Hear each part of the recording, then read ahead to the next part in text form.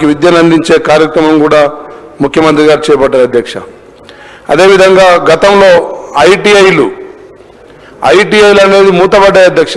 Technical education అనేది ఒక నైపుణ్యత కేంద్రాలు మొత్తం మూతపడ్డాయి అధ్యక్ష.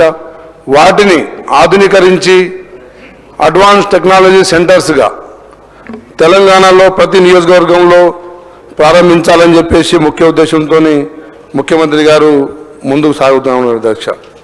అదేవిధంగా రైతాంగాన్ని తెలంగాణ రాష్ట్రంలో అధ్యక్ష గతంలో కేవలం రైతు బంధు అని చెప్పేసి మిగతా మరి పనిముట్ల సబ్సిడీలు కావచ్చు, మిగతా డ్రిప్ ఇరిగేషన్ సబ్సిడీలు కావచ్చు, వివిధ రకాల సబ్సిడీలన్నీ తొలగించి కేవలం ప్రచార ఆర్భాటం కోసం వారు రైతు బంధు అని ఒకటి ప్రవేశపెట్టారు అధ్యక్ష. రైతు రుణమాఫీ ₹1,00,000 చేస్తామని చెప్పేసి మరి గత 10 సంవత్సరాల్లో గత ప్రభుత్వం ఇచ్చింది కేవలం 17,000 కోట్లు అధ్యక్ష.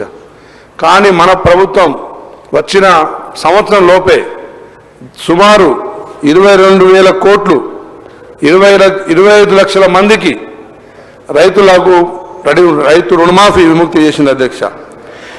అయినా కానీ ఆ ప్రతిపక్షాలు కాంగ్రెస్ ప్రభుత్వం ఏం చేస్తుంది, ఏం చేయట్లేదు, హామీలను విస్మరిస్తుందని చెప్పి మాట్లాడుతున్న అధ్యక్ష.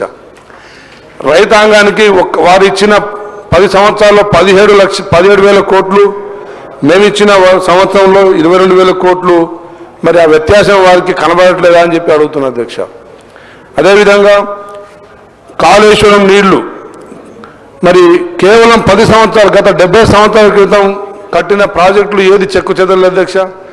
కేవలం మరి 10 సంవత్సరాల్లోనే మరి కాలంలో గర్భంలో కలిసిపోయే విధంగా కాళేశ్వరం ఈరోజు రైతాంగం ఇబ్బంది పడుతుందంటే అధ్యక్ష.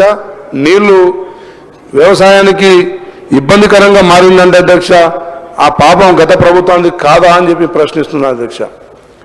ఆ రోజు కాళేశ్వరం మరి నాణ్యత మరి దాన్ని లోపం లేకుండా ఉండుంటే ఈరోజు తెలంగాణ దక్షిణ తెలంగాణ మొత్తం సస్యశ్యామలం అయ్యేది అధ్యక్ష. గతంలో కూడా వారు ఇచ్చింది Sriram Sagar project, mid Maner, lower మన ఎల్ఎండి నీళ్లు అధ్యక్ష. కాళేశ్వరం కేవలం 160 టీఎంసీలు మాత్రమే వారు లిఫ్ట్ చేసిన అధ్యక్ష మేడిగడ్డలో. అందులో నుంచి 30 నుంచి 40 టీఎంసీల వాటర్ వరదలు వచ్చినప్పుడు మళ్ళీ కిందికి వదిలేసుకుంటూ పోయారు. కానీ న్యాచురల్గా వచ్చిన నీళ్లతో వర్షాలతో వచ్చిన చెరువులు నిండిన నీళ్ళని కూడా మేము కాళేశ్వరం నుంచే ఇచ్చినామని చెప్పారు అధ్యక్ష. కానీ మన ప్రభుత్వం ఇప్పుడు నేషనల్ డ్యామ్ సేఫ్టీ అథారిటీ వారి పర్యవేక్షణలో మరి వారు 2 ఫీట్లు కుంగిపోయిన ప్రాజెక్టును మళ్ళీ కట్టాలని చెప్తున్న పరిస్థితి ఉంది అధ్యక్ష. దాంతో మరి కొంత వ్యవసాయ రంగానికి నీళ్లు ఇబ్బందికరంగా, తాగునీటి కూడా ఇబ్బందికరంగా మారే పరిస్థితి తెలంగాణలో వచ్చింది అధ్యక్ష.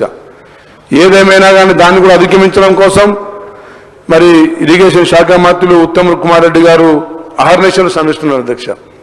అన్ని జిల్లాలకు నీళ్లు సాగునీటికి తాగునీటికి అందించే కార్యక్రమం ముందుకు పోతా ఉంది అధ్యక్ష.